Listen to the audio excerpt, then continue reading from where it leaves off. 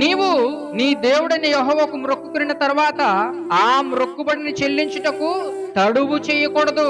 నీ దేవుడని యెహోవా తప్పక నీ వలన దాన్ని రాబట్టుకొనును, అది నీకు పాపమగును అన్నాడు. చూడండి, అంటే ఇది వరకు ఏమనుకున్నామంటే ఏదో వ్యభిచారం చేస్తాను, నరహత్య చేస్తాను, లేదా అబద్ధం ఆడతాను, ఏమంటే దొంగతనం చేస్తాను, పొరుగు వారిని దూషిస్తాను, లేదా హింసిస్తాను, ఏమంటే ఈర్ష్య అసూయ కలిగి ఉంటేను, ఏమంటే ఇదే పాపం అనుకున్నాం.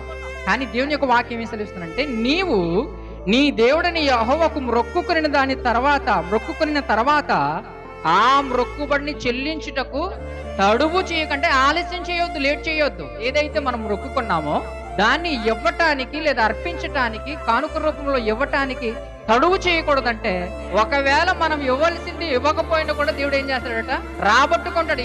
ఏదో రూపంలో ఏదో విధంగా దాన్ని తీసేసుకుంటాడట. మంచిదే, కానీ కింద ఇంకో మాట అన్నాడు చూడండి, అది నీకు పాపము అన్నాడు.